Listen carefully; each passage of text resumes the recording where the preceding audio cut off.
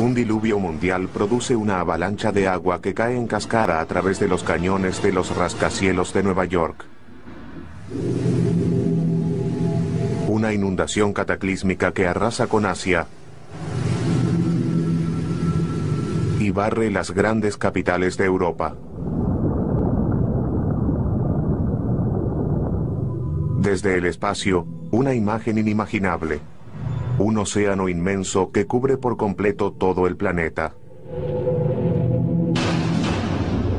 ¿Podría esa gran inundación ser parte de nuestro futuro?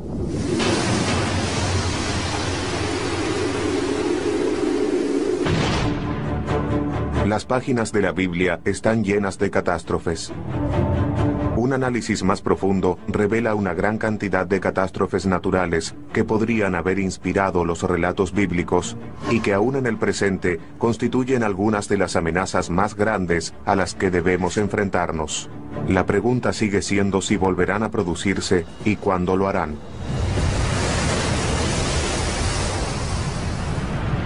Son cosas que aún resuenan en el presente. Y en parte es porque la gente lee la Biblia como si estuviera en ella. Así que las catástrofes bíblicas aún tocan una cuerda sensible en la actualidad. Y la gente tal vez todavía tiene algo de temor. O quizás se pregunta si no podrían suceder nuevamente. Génesis, capítulo 6, versículo 17. Y he aquí, yo traeré un diluvio sobre la tierra, para destruir toda carne en que haya aliento de vida debajo del cielo. Todo lo que hay en la tierra perecerá.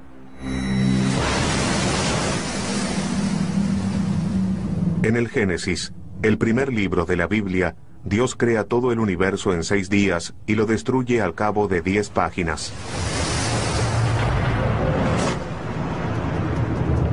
Dios envía una inundación para castigar a la humanidad. No solo por haberse vuelto corrupta, sino también malvada. Y básicamente comienza todo de nuevo. Quiere deshacerse de todos, barrer a los humanos de raíz.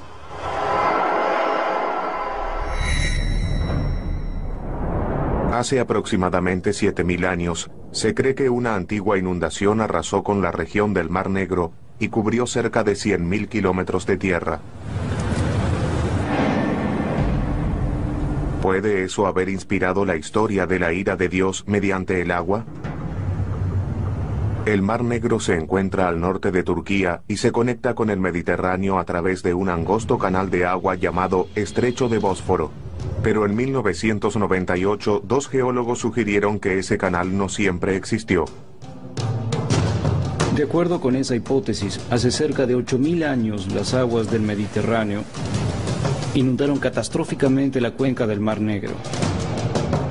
Cuando finalmente se rompió la represa natural del Bósforo, los océanos de todo el mundo hicieron que ingresara agua dentro de la cuenca del Mar Negro.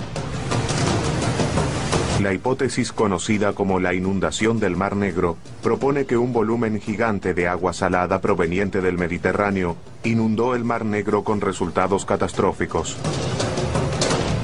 Para la gente que vivía en la cuenca del Mar Negro, fue una catástrofe que solo pudieron interpretar como la furia divina.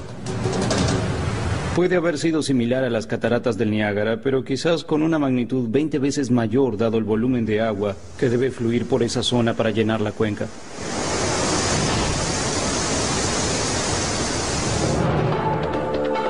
En 2000, el oceanógrafo Dwight Coleman y su equipo comenzaron a investigar el fondo del Mar Negro en busca de evidencia de la inundación.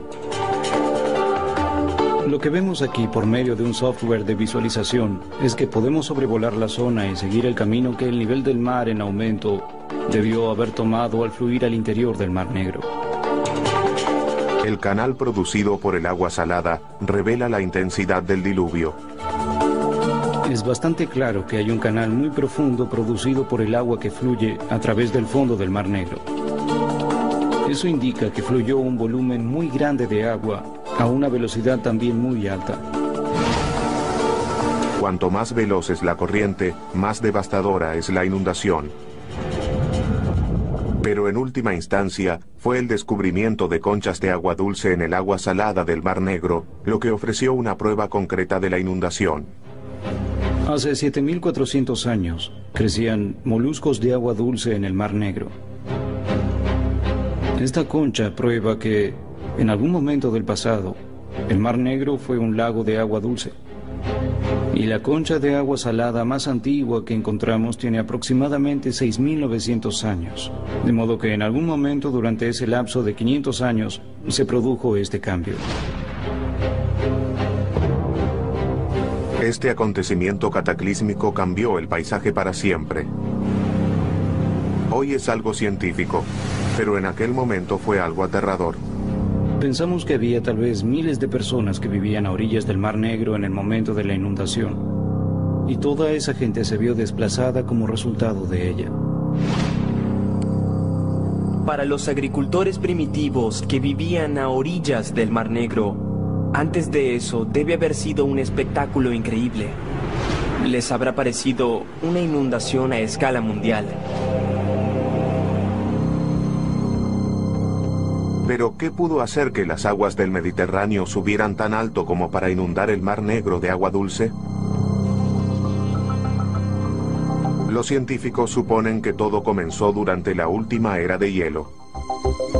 El mundo era muy diferente durante la última era de hielo. Había una capa de hielo como la de Groenlandia de unos 3 kilómetros de espesor, que llegaba tan al sur como Chicago y Nueva York, y se extendía a lo ancho del continente. Eso es mucho hielo. Pero hace unos 11.500 años, la Tierra comenzó a calentarse y los cielos derretidos necesitaban un lugar a donde ir.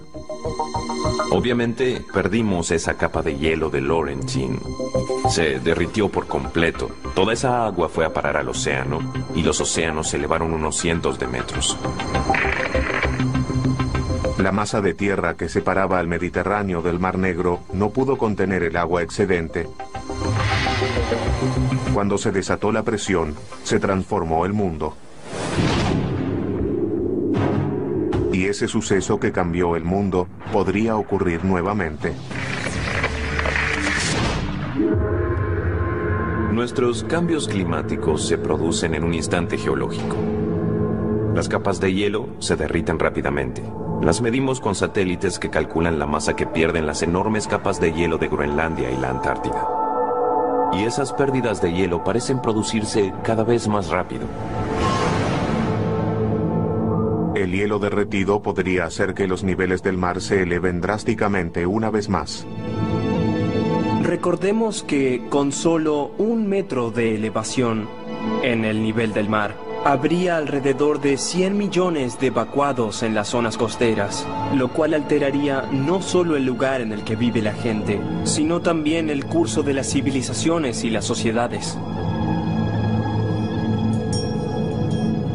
Los expertos creen que una pérdida completa de las capas de hielo, tanto de Groenlandia como de la Antártida, elevaría el nivel del mar más de 60 metros. No existe fuerza natural que pueda derretir esa masa de la noche a la mañana.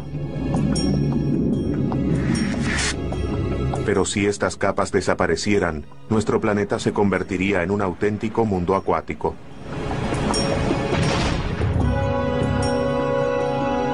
Si llegamos al punto en el que se derritieran tanto Groenlandia como la Antártida, estaríamos hablando de un lugar radicalmente diferente. Se parecería al escenario descrito por Al Gore, con Nueva York borrado del mapa y toda la costa oriental reconfigurada. Todos viviendo en la costa que en algún momento fueron los Montes Apalaches. Sería un mundo totalmente diferente. La Biblia dice que luego del diluvio universal, Dios prometió no arrasar nunca más con la vida en la tierra. Pero hoy en día, con una variedad de desastres cataclísmicos al acecho, no podemos estar seguros de que no volverá a suceder de un modo u otro.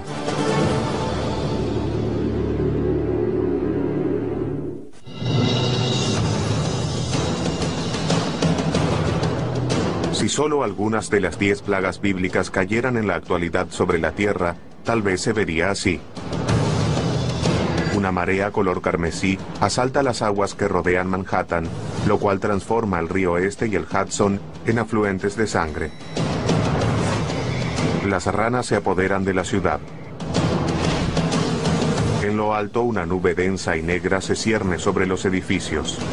Enormes enjambres de langostas vuelan por la ciudad para devorar todo lo que puedan.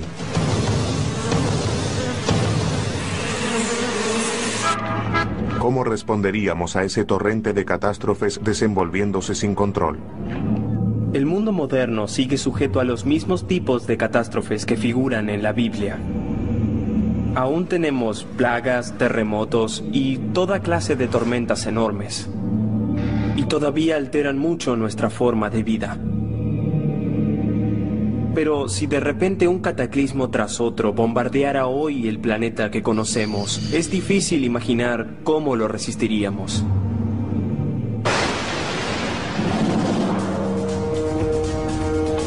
Por medio de las 10 plagas, Dios se propone destruir un imperio para liberar un pueblo. Los israelitas son esclavos de los egipcios y el Todopoderoso quiere que los liberen. Pero el faraón no está dispuesto a resignar la mano de obra gratuita. El faraón no está dispuesto a dejar ir a los israelitas, por lo tanto, esto se vuelve una contienda entre Dios y los egipcios por medio de las 10 plagas. Y las plagas parecen ser cada vez peores y más destructivas. Éxodo capítulo 7, versículo 17. Yo golpearé con la vara que está en mi mano las aguas que están en el Nilo, y se convertirán en sangre. Y los peces que hay en el río morirán. Este hederá, y tendrán asco los egipcios de beber el agua. Las escrituras dicen que con la primera plaga todo el agua se convierte en sangre, de modo que no se trata solo del Nilo, que por supuesto es un río importante para los egipcios, sino de toda el agua potable. Pescados podridos, un calor abrasador, falta de agua dulce. Parece una película de terror. Pero esta calamidad no solo puede haber ocurrido en la antigüedad, sino que también sucede hoy en día. Creo que al leer ese pasaje de la Biblia, la mayoría de los que estudiamos este problema vemos una descripción muy correcta de una marea roja.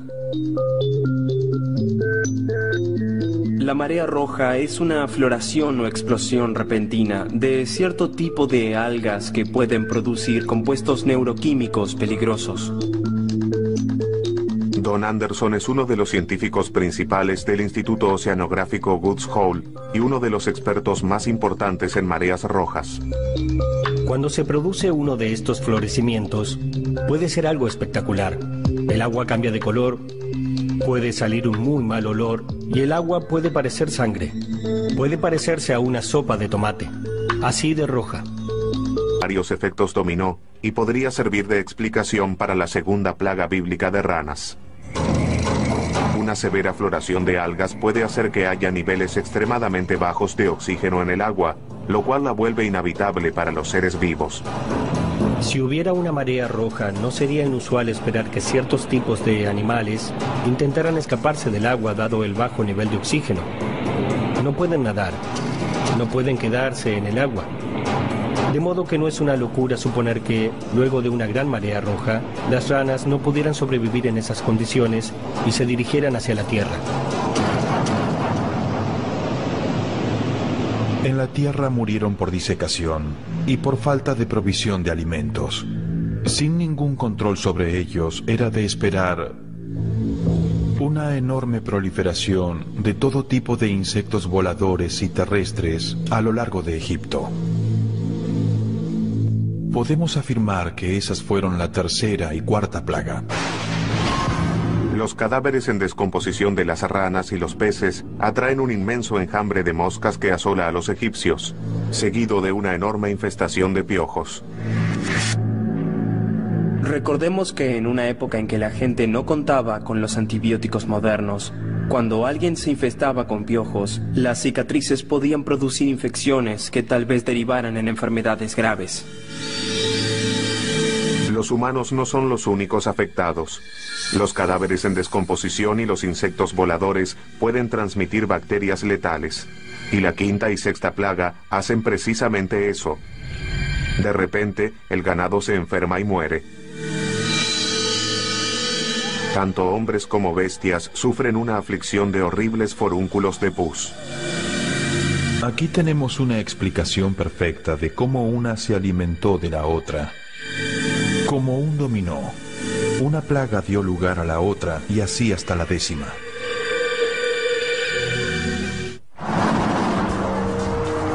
Hoy los antibióticos hacen que las enfermedades bacteriales se traten fácilmente. Pero los virus no tienen una cura tan rápida. Y como en los tiempos bíblicos, el ganado se encuentra expuesto a epidemias mortíferas. Puede tratarse del virus de la gripe que antes vivía en las aves, los cerdos u otros tipos de animales. Algunos de ellos evolucionaron y de repente pueden vivir también dentro de receptores humanos. Los recientes brotes de gripe aviar y porcina son advertencias que los humanos no deben pasar por alto. Algunos expertos en epidemias piensan que es casi inevitable que en algún momento vuelva a producirse algún tipo de gripe aviar y que ésta evolucione hasta radicarse en las personas, en los seres humanos. Que se transmita mucho más fácilmente y que sea más o menos letal.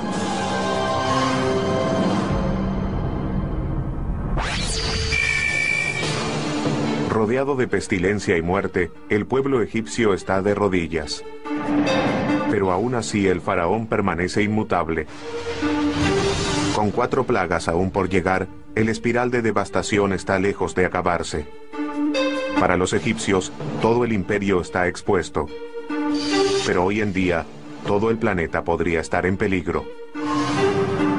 Es probable que, en muchos casos, un desastre muy severo desate las posibilidades u ocasione desastres aún peores. La pregunta es, ¿estamos preparados para las 10 plagas en el presente?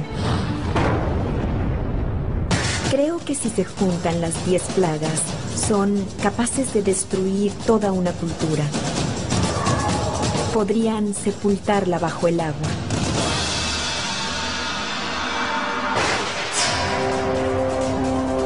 No hay carne, peces ni agua para beber.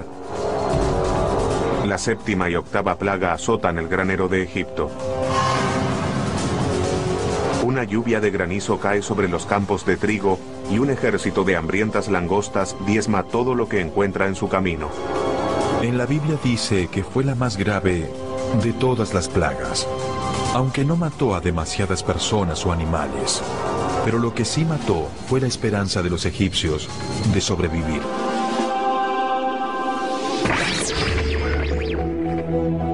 Hoy, nuestros graneros se encuentran amenazados por las temperaturas en aumento, que causan más sequías y tormentas más intensas. Es muy difícil especificar cuáles serán los problemas que enfrentará la humanidad a raíz del aumento de las temperaturas. Pero lo que sí podemos decir es que el clima se volverá mucho más extraño. La agricultura lo pasará mucho peor. Y estaremos en presencia de un mundo con más gente. Si sumamos todo eso, tendremos una imagen bastante sombría. De cualquier modo, serán malas noticias para las cosechas y los agricultores. Un planeta más caliente también podría producir una plaga moderna. Creo que la sorpresa principal que traerá aparejada el calentamiento global es un aumento de plagas. El escarabajo de la corteza está asolando los bosques de Canadá. Vemos un aumento de la cantidad de mosquitos con todas las enfermedades que acarrean, como la malaria y la fiebre del dengue.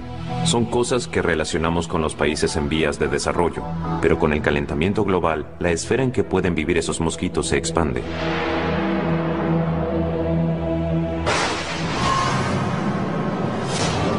En la Biblia, la 9ª plaga se transforma en el máximo despliegue del poder de Dios. El descenso de una oscuridad total sobre Egipto. Imaginen la ansiedad que sentirían. Tal vez el sol nunca regrese. ¿Qué es lo que pasará ahora?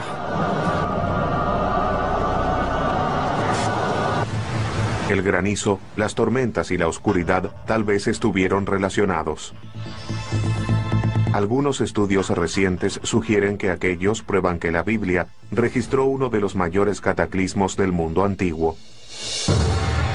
A 800 kilómetros al norte de Egipto se encuentra la isla griega de Santorini.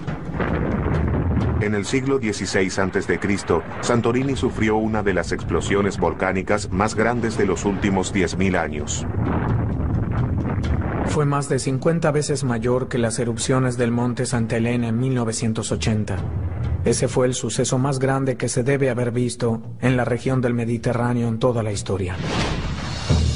¿Acaso los relatos de la explosión de Santorini se habrán ganado un lugar en la Biblia? Una erupción volcánica tan grande formaría una columna de material en la atmósfera de 32 kilómetros de altura. La gente vería una lluvia de ceniza desde el cielo y estaría a oscuras porque la nube de polvo cubriría la luz solar. Recientemente se hallaron pruebas físicas de que las cenizas del volcán de Santorini llegaron hasta Egipto, a 850 kilómetros de distancia. La evidencia física consiste en capas de ceniza que se hallaron en un lago del delta del Nilo. Así sabemos que la ceniza recorrió todo ese camino hacia el este y cayó sobre esa región. La erupción también podría explicar las devastadoras tormentas de granizo. La ceniza volcánica en la atmósfera puede producir inestabilidad atmosférica, precipitaciones o tormentas eléctricas. Y en esas tormentas también habría granizo. En la actualidad, uno de los famosos parques norteamericanos es una bomba de tiempo volcánica con 100 veces más poder explosivo que el de Santorini. Yellowstone es un supervolcán y produjo varias erupciones. La última fue hace 600.000 años. Al observar su historia, vemos que aproximadamente cada 600.000 años, Yellowstone produce una enorme erupción volcánica. Uno podría decir que ya se venció el plazo para una erupción de esa magnitud en la caldera de Yellowstone. Si la caldera de Yellowstone entrara nuevamente en erupción, si hoy viéramos ese tipo de supervolcán, estaríamos frente a un nivel de daños que abarcaría todo un continente. La explosión de Santorini pudo haber matado a miles. Pero si explotara la caldera de 50 kilómetros de Yellowstone, tal vez veríamos algo mucho peor. La ceniza en la atmósfera sumiría a todo el planeta en un invierno apocalíptico. La suma final de muertes podría alcanzar los 1.000 millones en todo el mundo. No es una cuestión de si el volcán volverá a erupcionar, sino de cuándo lo hará, y no hay forma de evitarlo.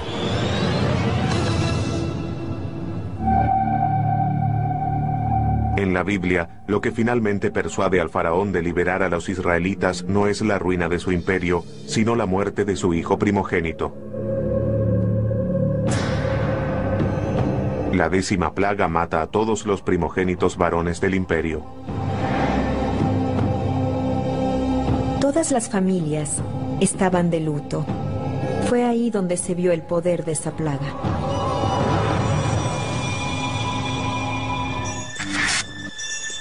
Incluso esto puede haber sido el resultado de las plagas anteriores. Las lluvias de granizo y las langostas que destruyeron las cosechas tal vez obligaron a los egipcios a recurrir a los granos almacenados. Pero los granos pueden producir toxinas y humus letales cuando se almacenan bajo tierra. El humus produjo un agente químico muy poderoso, una molécula biológicamente activa que tiene el nombre de micotoxina. Esas micotoxinas en cantidades mínimas, es decir, unas pocas moléculas, pueden matar humanos y animales bastante rápido. Y por lo general era a los primogénitos a quienes se alimentaba más. Había una tradición según la cual el mayor recibía porciones dobles, así que ingirieron mayor cantidad que los otros hijos. Esa fue la razón por la que ellos murieron.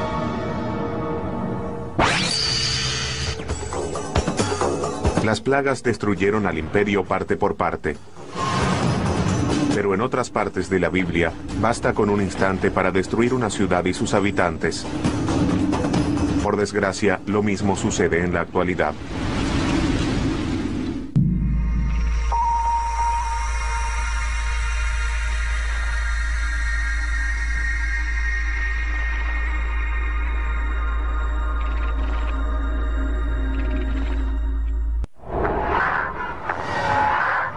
Una ciudad regida por el dinero, en la que abundan los buenos momentos y la gente bella vive cada día como si fuera el último. Ahora, imaginen que una sombra oscura desciende sobre Los Ángeles. Cenizas comienzan a caer desde arriba. De repente el cielo se abre y se desata la ira de Dios. Millones de vidas se apagan en un instante. Sucedió en el pasado. Génesis capítulo 19, versículos 24 y 25. Entonces el Señor hizo llover azufre y fuego sobre Sodoma y Gomorra desde los cielos, y destruyó aquellas ciudades, y todo el valle, y todos los habitantes de las ciudades, y todo lo que crecía en la tierra.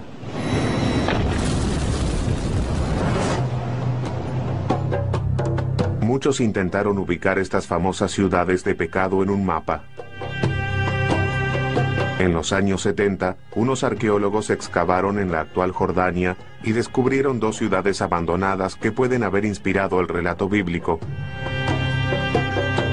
Alrededor de 1979, los arqueólogos sugirieron muy tentativamente que si hubiera una pizca de veracidad histórica en el relato de Sodoma y Gomorra, quizás sería en las ruinas de Bab Edra y en las ruinas de Numeira donde habría comenzado todo.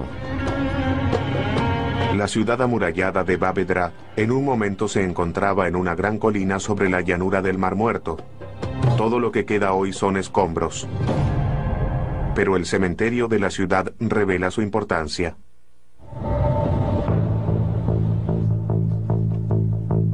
Mohamed Nayar es arqueólogo y exdirector del Departamento de Antigüedades de Jordania. El cementerio de Bab Edra es enorme. Y no se excavaron todas las tumbas. Pero los investigadores llegaron a la conclusión de que hay en ese lugar al menos 20.000 sepulturas. Incluso hoy, el paisaje está repleto de huesos humanos. Estos enormes cementerios son indicadores del tamaño de la población de la zona. Estamos hablando de una zona densamente poblada, lo que es algo realmente increíble para la edad de bronce de Jordania. Bab Edra parece haber sido una ciudad bastante grande, probablemente con un par de miles de habitantes. En apariencia, Bab Edra fue una ciudad bastante importante en su época. Una próspera civilización vivió aquí durante más de 600 años. Pero alrededor de 2350 a.C., la puerta de la ciudad se cerró apresuradamente y esta quedó misteriosa y completamente abandonada. Nadie sabe por qué. A solo 13 kilómetros de allí, la ciudad de Numeira también presenta evidencia de un abandono repentino. Pero aquí, el motivo de la salida apresurada es claro. Vemos alrededor de 60 centímetros de depósitos de ceniza, incluyendo algunas superficies producidas por el fuego. Y sabemos que esta densa capa de ceniza no pudo haberse producido por el uso doméstico del fuego. Probablemente haya sido un gran incendio. Al lado de la torre de la fortificación de la ciudad, los arqueólogos hallaron más pruebas de la catástrofe. Restos humanos sin enterrar. Aquí estamos al lado de la torre. Se encontraron los esqueletos en esta zona y creemos que, al colapsar, la torre aplastó a esta gente. Quedaron cubiertos por escombros. Los huesos gravemente aplastados revelan la posible causa del incendio. Los antropólogos físicos examinaron los huesos. La conclusión fue que los terremotos aplastaron a esta gente. Hace 4500 años, un terremoto devastador arrasó con Numeira. Las paredes y la torre de la fortificación colapsaron y se desató un enorme incendio.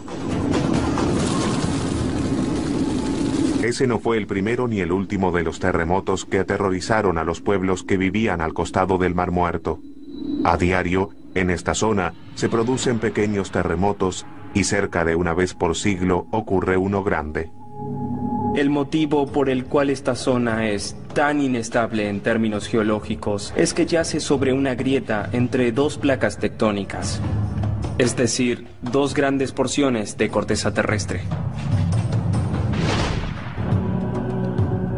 En el Mar Muerto, no es necesario buscar demasiado para incluir en la historia el fuego del infierno. En la frase "el fuego del infierno", la parte del fuego es evidente. La parte del infierno aparece por el azufre, de modo que los que van juntos son el fuego y el azufre. El azufre, tanto en su estado sólido como en el gaseoso, aparece naturalmente en la zona y es altamente inflamable.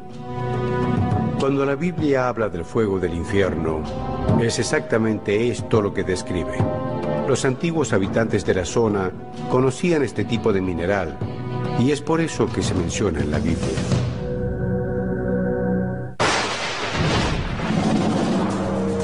Hoy en día, nuestras propias catástrofes podrían inspirar una nueva serie de leyendas escritas.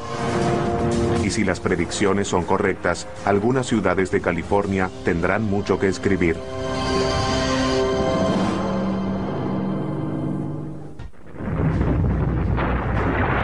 Un antiguo terremoto que destruye un paisaje y desata un incendio que arrasa con todo lo que está a la vista.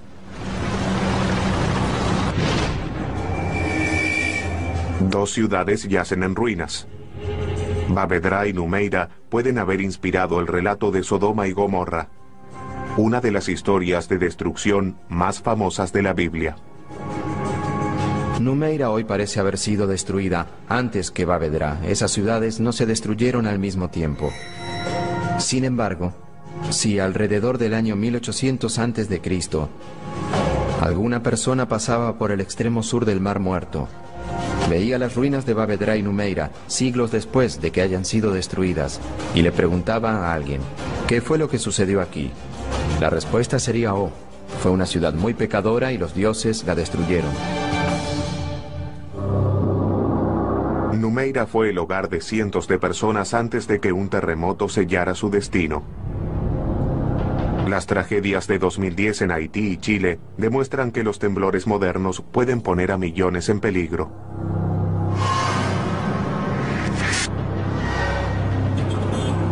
Dado que en el mundo de hoy tenemos centros urbanos mucho más densamente poblados que los de la antigüedad,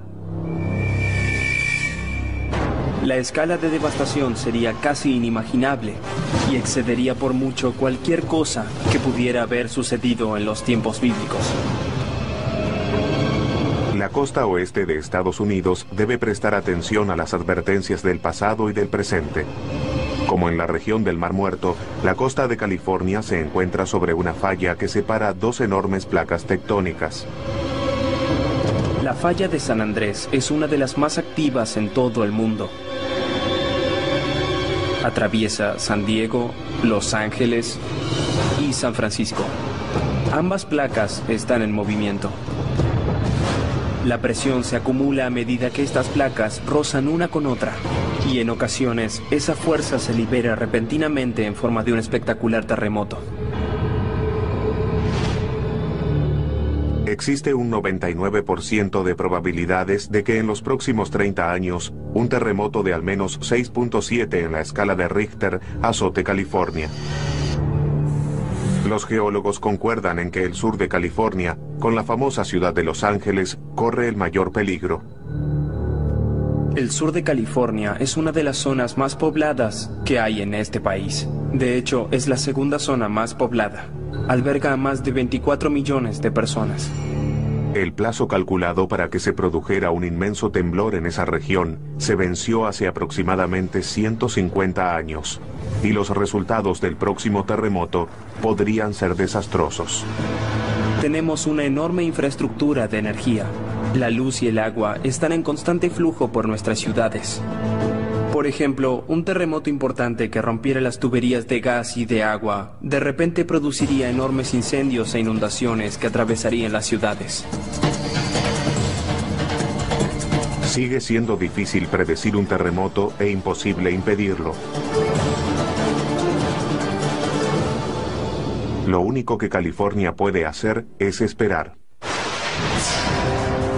Terremotos, supervolcanes, mega inundaciones. Si alguna de estas aterradoras catástrofes fuera a destruir el planeta, tal vez pensaríamos que nuestros días están contados.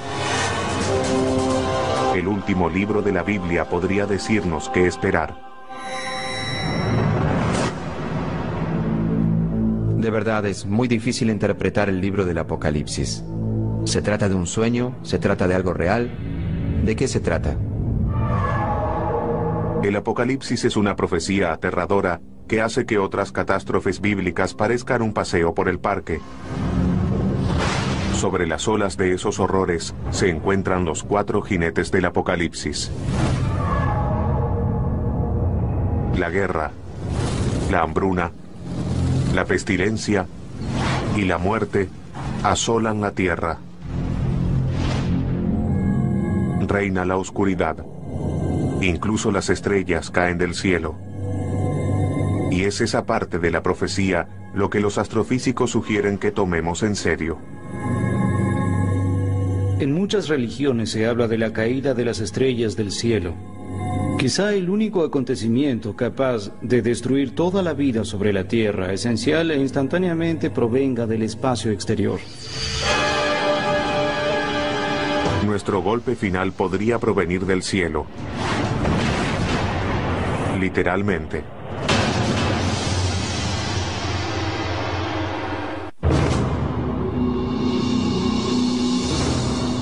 El Apocalipsis es el último libro de la Biblia.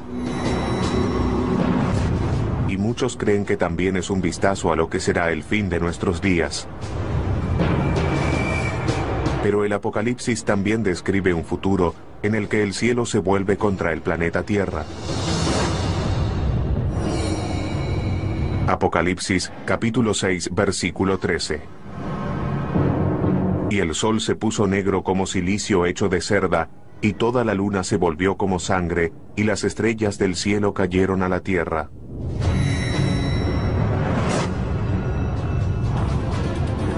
Hoy en día, este pasaje conjura un gran número de amenazas reales. Existe la posibilidad de que choquen asteroides, de que haya impactos de cometas que podrían destruir toda la vida sobre la Tierra, tal vez en cuestión de minutos.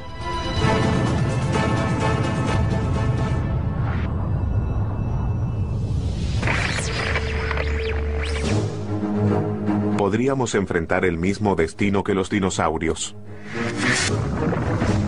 Hace 65 millones de años, un asteroide de 10 kilómetros de ancho chocó contra la península de Yucatán de México e hizo que se extinguieran.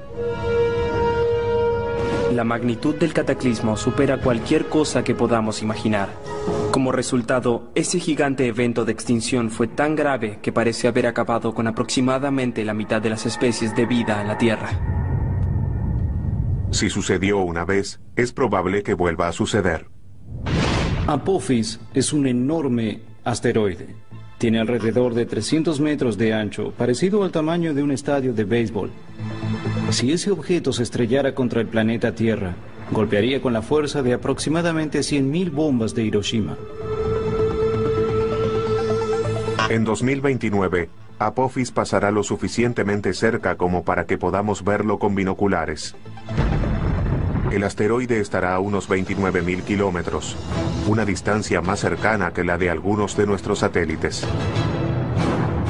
En función de cómo circunde la Tierra, pasará nuevamente en 2036. Y en ese momento no sabemos si chocará o no. Los cálculos de probabilidades recientes indican que la probabilidad de un impacto puede ser de 1 en 100.000.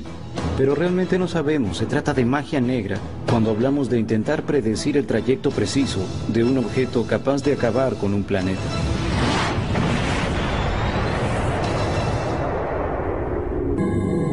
Otras amenazas del espacio exterior podrían poner en peligro no solo la vida en la Tierra, sino el mismísimo planeta Tierra.